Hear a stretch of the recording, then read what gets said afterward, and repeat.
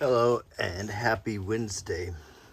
So today I wanted to show you 20 items from the past that are all interesting, that all have their own little stories. Even the very coffee cup I'm drinking out of is interesting. It's a Route 66 cup from this bed and bakery that was given to me back in the 80s, and I still use it. So let's start with some simple items like what appears to be a regular bottle of Coke, a very small bottle of Coke. This is actually a cigarette lighter from the 1940s. And this actually belonged to my grandmother. And once upon a time, there was a little wick in here, and this hasn't been used in a long time.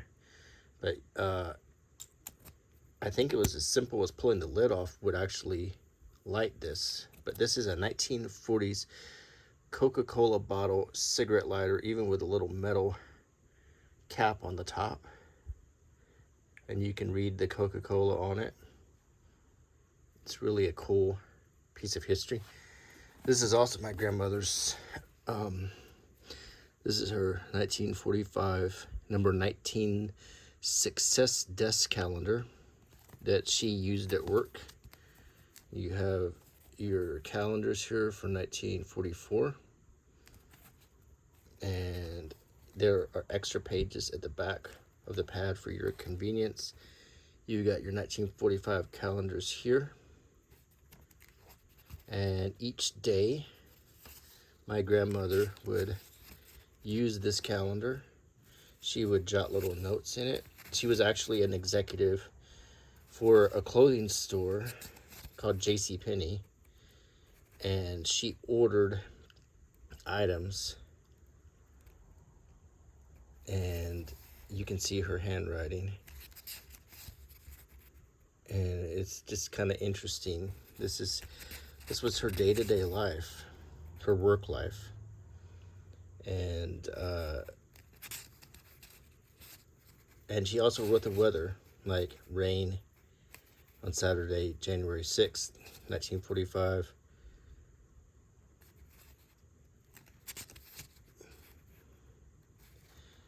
I went to Lafayette on Alfred. I couldn't read her writing when she wrote me letters. I always had to get my mom to read it. Her writing was, and my mom's writing were very difficult to read, but it was very pretty. And she would put rain, so it rained on Saturday the 13th, 1945, January 13th. A beautiful, I think that's sunny, or a beautiful Sunday is what she put there. She had jot some more work notes in here. Let's look at today, June. What is today? The 13th. Okay, Friday's the 13th. So today's the 11th. June 11th. In the same place where I'm at right now, probably. To order something from Battle something coffee company order. Incredible bonus. So she ordered something from a coffee company then. She had a wedding anniversary. Oh, it's Alf and Ellen's wedding anniversary. I cared more to Dr. Reiser. She just has neat little notes in here. So this is my grandma's work life calendar from 1945. Just really interesting. An interesting object here that I treasure. I keep this in my room. This also belonged to my grandma. This interesting looking tool right here. This goes back to the 1920s and the 1930s when she was very young, and she worked in a cotton mill and I also worked in a cotton mill. This is an object from the weave room. And on the looms back then, in the 20s and 30s, they weren't very good. So every now and then you had to use this little hook to pull the thread correctly, because sometimes it would weave wrong. And that's what this was for. She was an inspector in the weave room, and before she moved up to a cushier job. And she kept this, though, just like I kept my tools when I worked in the mill. And you can see the old plexiglass handle.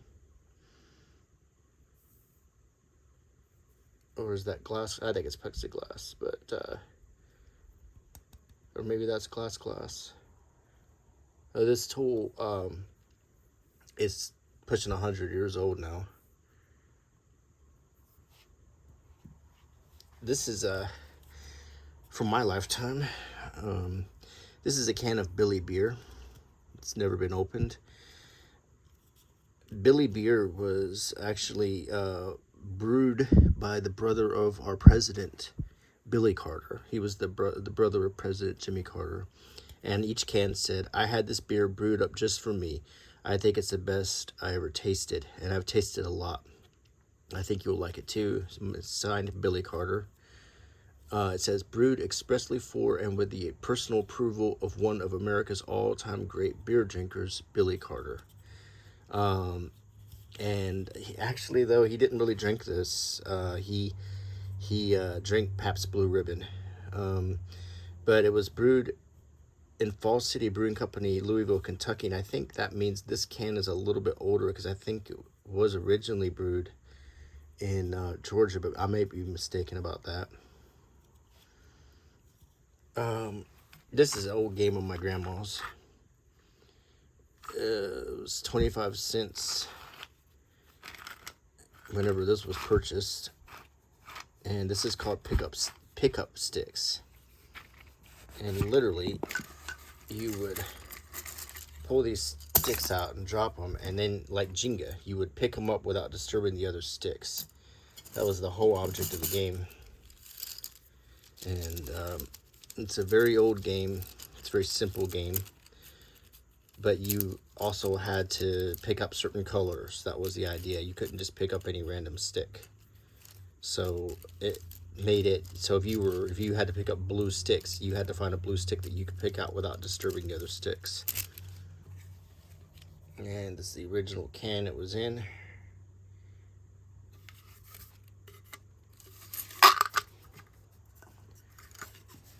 Also, this is her set of checkers. This originally sold for 19 cents. There's 24 checkers in here. These checkers are made out of wood. On the front, there's a picture of a skyscraper, and on the back, there's the crown. It's a very nice, lovely set of checkers, each one being made out of wood. I love the sound they make. And you take them out and put them back in. I really do like that sound.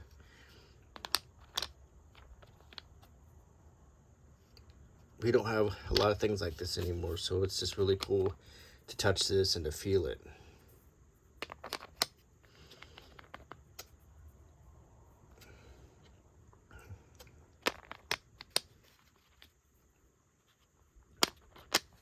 It's in very good shape for something that was purchased about 100 years ago.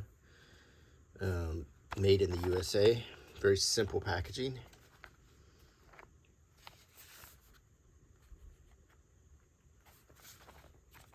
By Wholesome Products, Chicago, Illinois.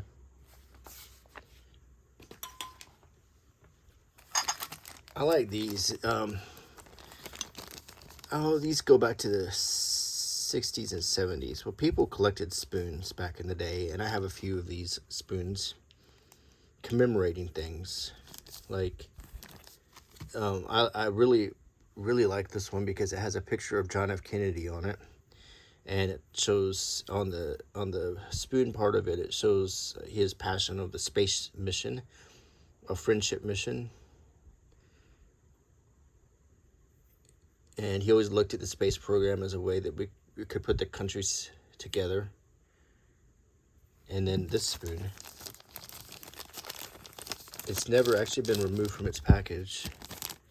This one's got George Washington on it. If you look, you'll see it's the exact same series. It's very tarnished. I think it was silver. And you'll see that as this one says John F. Kennedy on the stem, this one says George Washington. And on this one, you've got a picture of Mount Vernon. And on the back, the same sort of design on the back. So these are the only two presidential spoons I own. But this was a very popular thing to collect back when I was a very young kid, and my my grandparents' age would collect these spoons. These two objects are with a picture of Thomas Edison on them. These are early sound recordings. Before we had records, we put our sound recordings on these items, which were called wax cylinders. And it is made out of wax. You can see that this one was Uncle Josh Buys an Automobile. This was a comedy album by Cal Stewart. And it's got the Thomas Edison Company information right here and the patent. And you put this into a gramophone and play it. You can see the little ridges on it. Just very much like a record. And the box has this very soft interior, like it's lined with wool or something, to constantly keep these clean. And this is well over 100 years old, but it's in really good shape. And this one, this recording, I like the packaging. Edison Amber Records, 4 minutes long. And you can see the write up here. This one has a slightly different packaging. This is a Columbia Phonograph Company.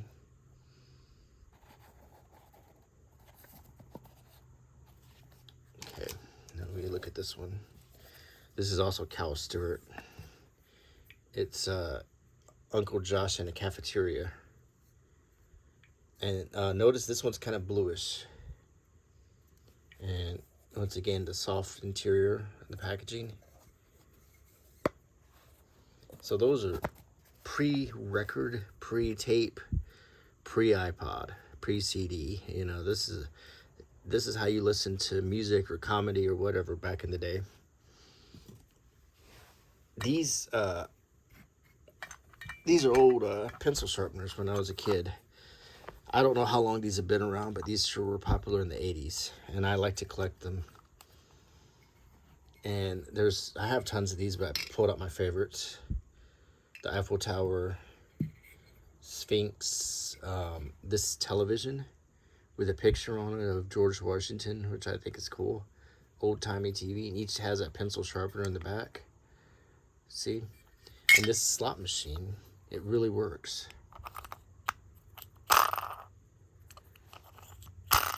See? I mean, little things like this were just really cool to have as a kid. And just, it's a toy, but it's also a tool. It's a way to sharpen your pencil, and just kind of cool. This is from the 60s. This is a Marx Johnny West action figure. This was the General Custer with the buckskin variation, where he's wearing the tan. He came in two colors. He came in blue or this tan color, and he has all of his parts. And these were just really well done, highly articulated figures.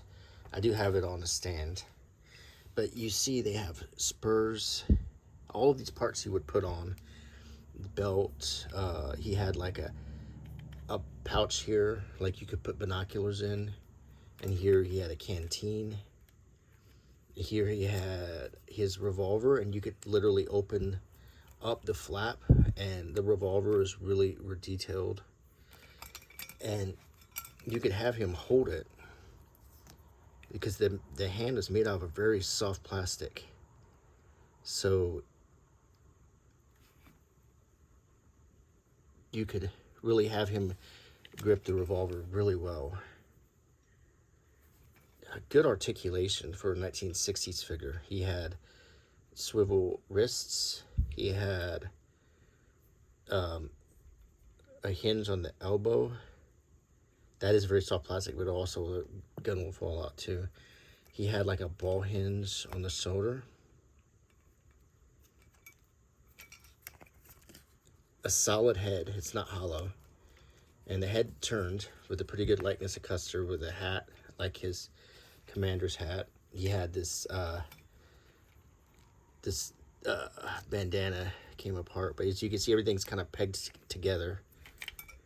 But this bandana, everything's kind of falling apart now.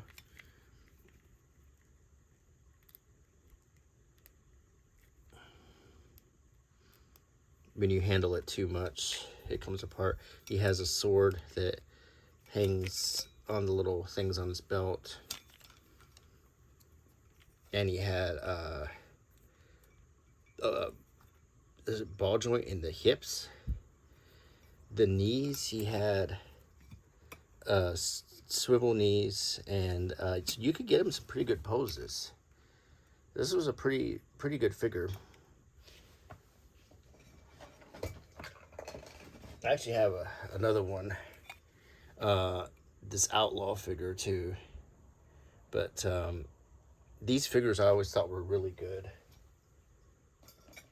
and they came with tons of accessories, just a lot of fun.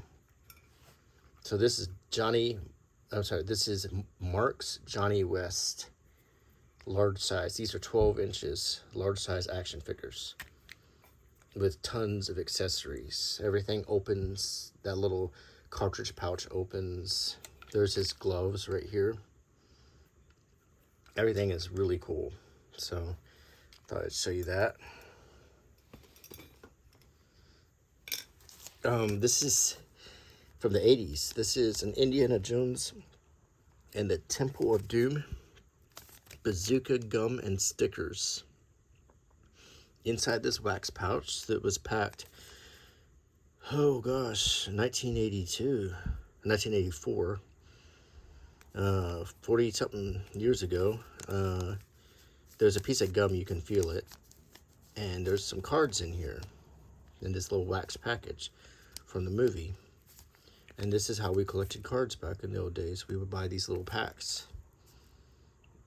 And they were really simple. They'd usually be the scenes from the movies, or there might be a character card or whatever. But this is one I never opened.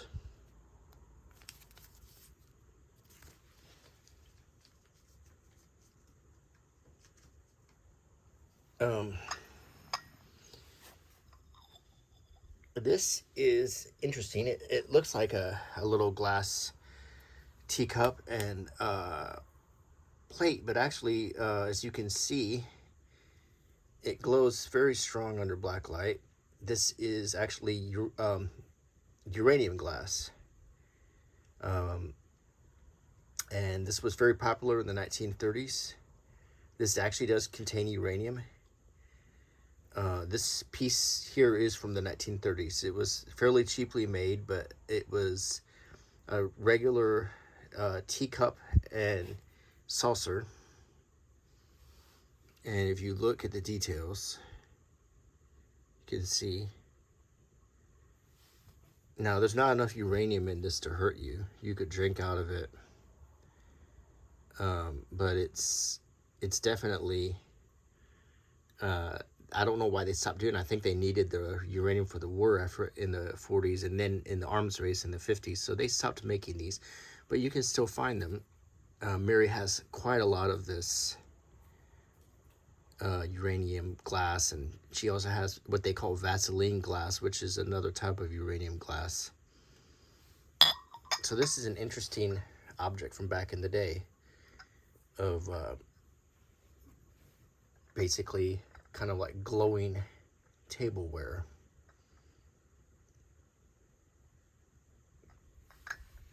And speaking of old cool objects from the mid-century, modern, and so forth, this is my kangaroo caddy.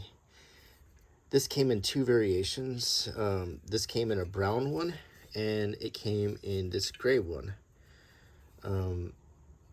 There's a date on this, 1950, right? If you can barely read it, I don't suppose this would possibly help.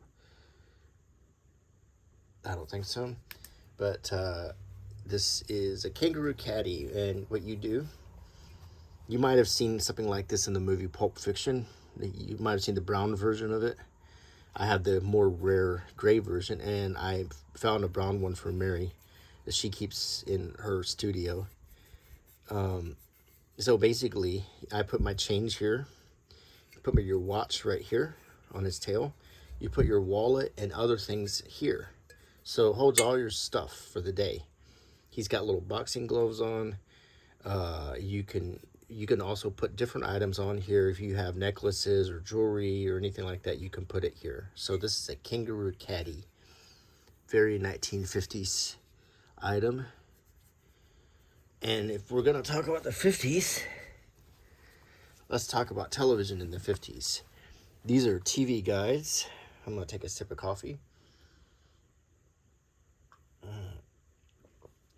My favorite show right here, Dragnet. This was 15 cents. You would typically bought this in the checkout lane at the grocery store. This TV guide is from 1954. And it's got stories about, that's Ben Alexander playing Joe Friday's partner, Frank Smith. And we get a nice interview with him. Interview about Joan Shawley.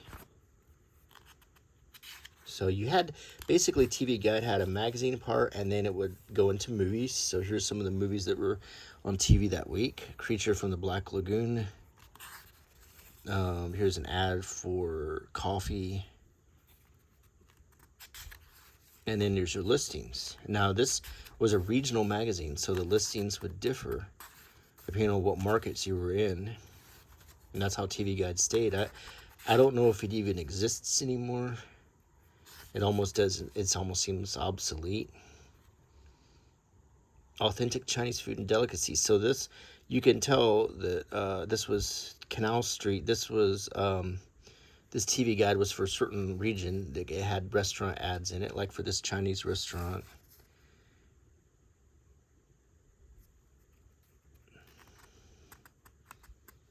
American Hungarian Theater, International Variety Session. A lot of different TV was on back then.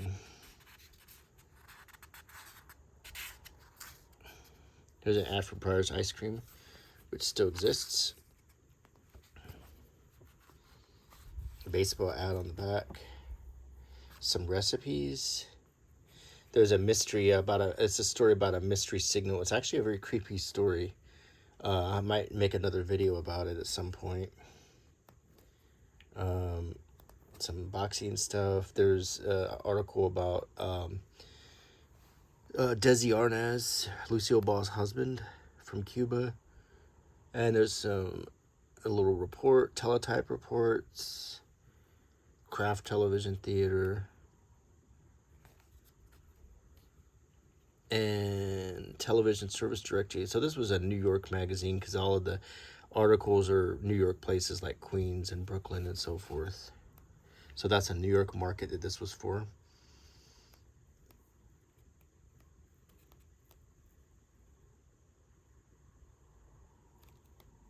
So this is a 1954 TV Guide. Now here's one with a red logo. It's got a picture of Art Godfrey on it, talking about Khrushchev's visit. This is going to be later 50s. This is 1959. And we got an ad for Tristan, Kent cigarettes. There's Art Godfrey. He was a big time, back in the day, Art Godfrey was a big time presenter, star maker. He was a big deal. very little to compare him to today. Maybe kind of a Ryan Seacrest, or somebody who's very, very famous for gathering and showcasing talent. That's kind of what he did.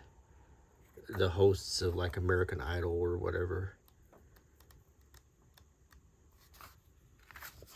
Peter Gunn. Bachelor Father. So it's really, there's Bozo the Clown. It's really interesting. I'm gonna fix this dog ear right here. Set it down. I hope that does the trick. And here's another one with a purple logo. It's 15 cents as well, with Martha Ray on it, before she did all the Pollinet commercials, when she was young and very attractive lady.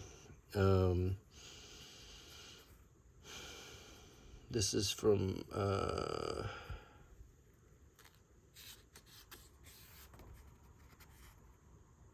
I bet this is from the late 50s as well.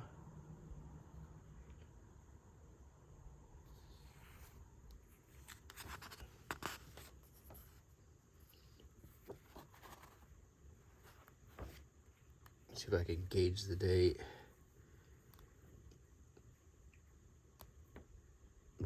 Rosh's Rowdy Ray. Red Skeleton.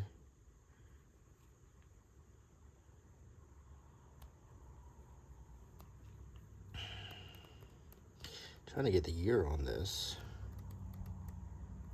Maybe it's on the back. There's a recipe.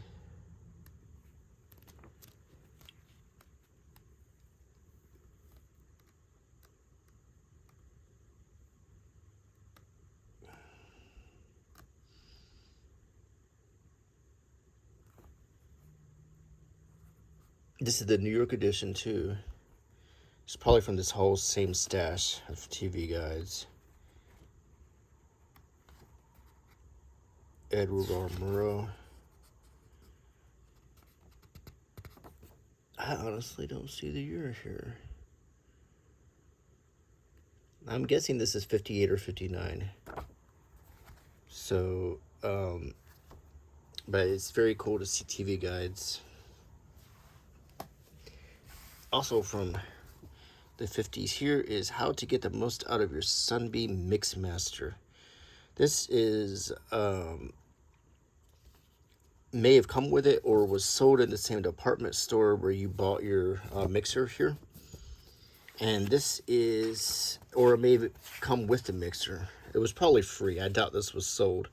This was probably a free handout if you bought the mixer.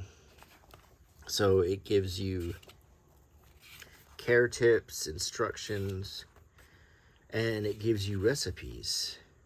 I'm guessing this probably was included in the box with the mixer, but here's some neat 50s recipes for loaf spice cake, chocolate cake, large sunshine cake, devil's food cake, inexpensive white cake. I like how they just call it inexpensive white cake.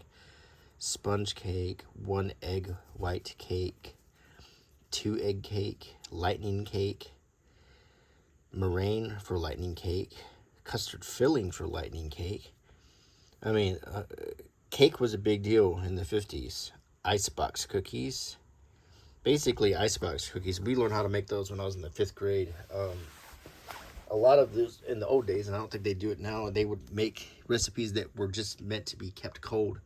If they thawed, they would lose their taste. Like icebox cake was made out of like cream and ice cream and stuff. So if you had to keep it in the freezer to keep it cold.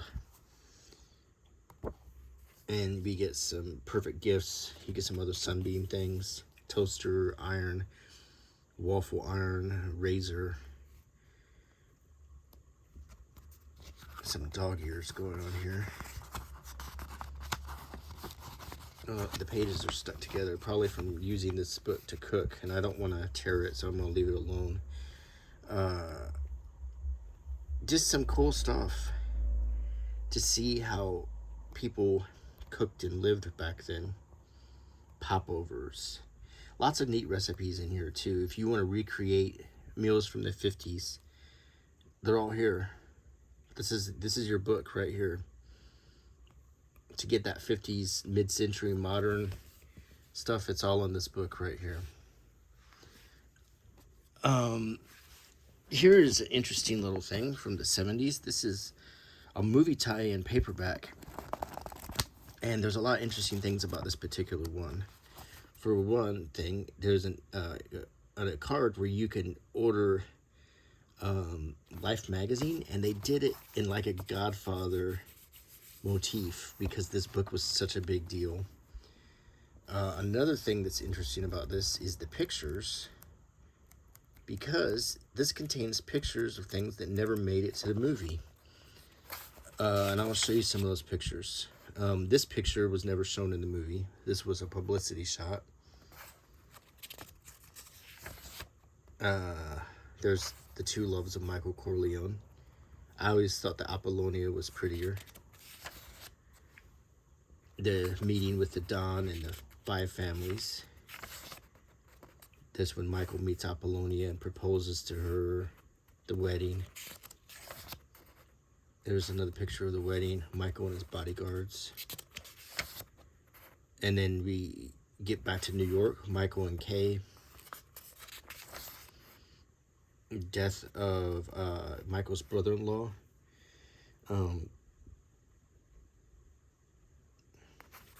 Here's a scene that was never in the movie. Michael shooting a shotgun. And we don't know what scene this was. It was filmed, but this never made it into the movie. The scenes of Michael's sister Connie and her awful husband. The director scene, which was awful.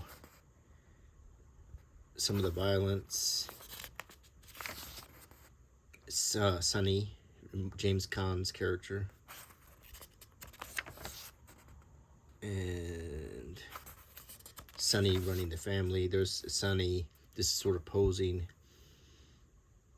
Sonny in death right here. The Godfather retired and putting Michael in charge. And then the funeral of the Don. And then Michael. So this is really a cool edition of the book. It's got ads for other Fawcett Crest books in the back. It talks about the author, Mario Puzo. And this was a 1969 version. Well, no, I'm sorry. It was printed in 1960. It was published in 1969, but this version, I doubt that this might have made it out by 69, right before the movie. But this was a cool early movie tie-in book. They made them for a long time. I mean, I've got some that go back to the 30s, but I just thought this one was neat to look at. Here are some old phone books from the 50s. We don't use phone books that much nowadays. You can still find them occasionally, but back in the day, phone books were necessary. They put this little hole here so you can hang it on your phone. This one is from Mississippi. It's got some interesting segregation history in it. I have a whole video that I dedicated to this if you look through my channel.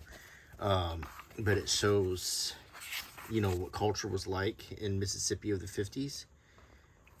And this phone book is a larger one. And this one is from Colorado, I believe. And it's much larger.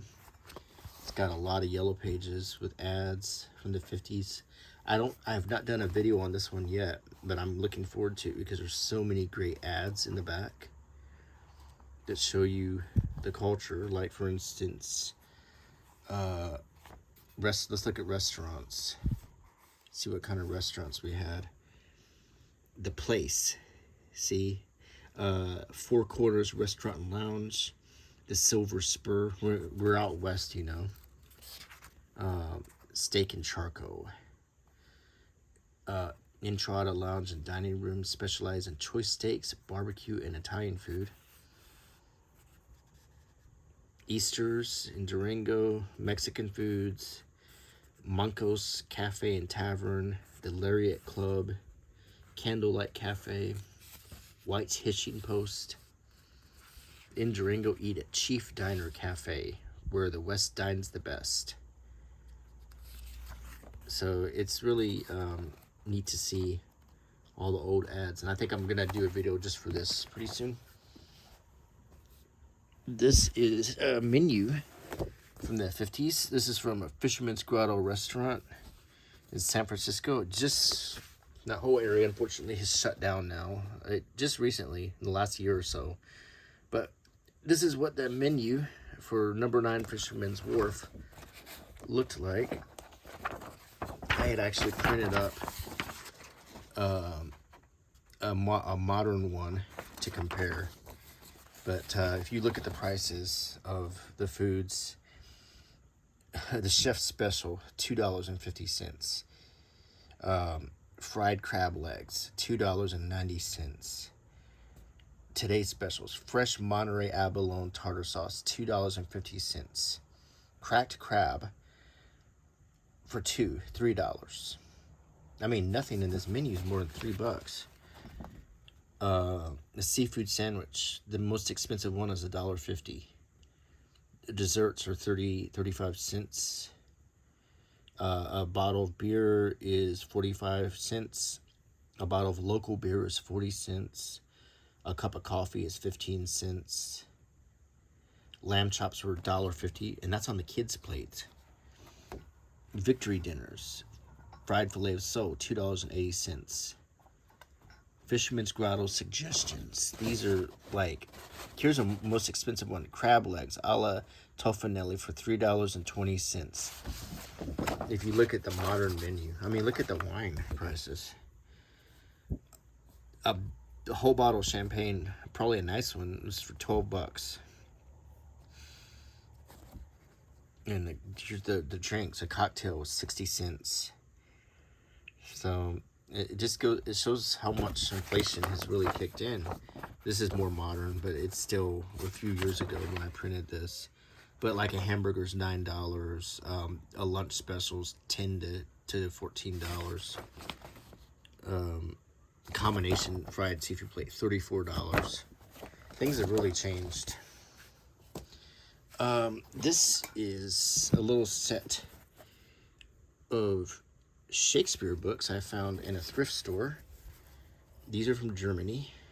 They were printed in 1839.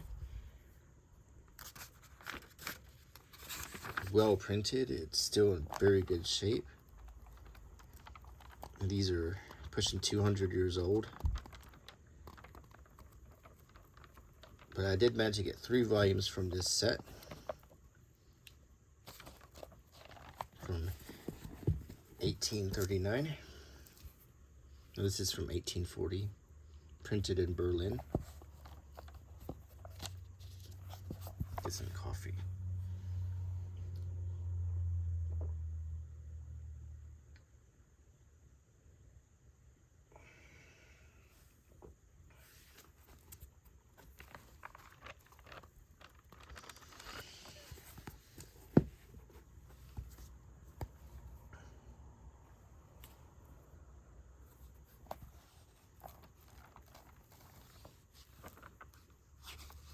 It's amazing the good shape these are in. Handwritten.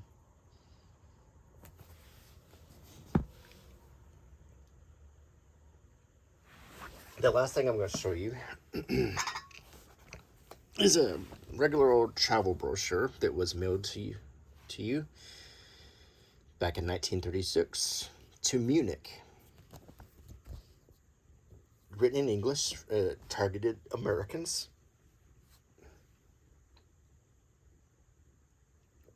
The Olympics was going on in Berlin in 1936. But this was a travel book. But as you can see, Germany was a lot different in 1936, as you can see by these guards.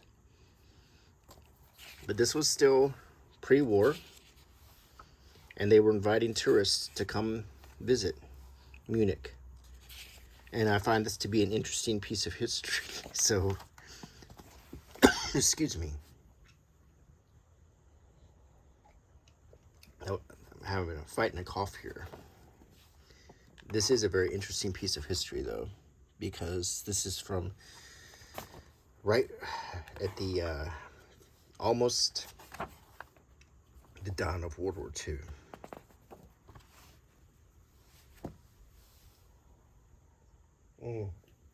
My voice is about to give out, so I think I'm going to go ahead and call this video done. So I hope you enjoyed it, and I hope you like my channel. Please consider subscribing, clicking the bell icon, and leave me a comment, and I will see you soon. Bye.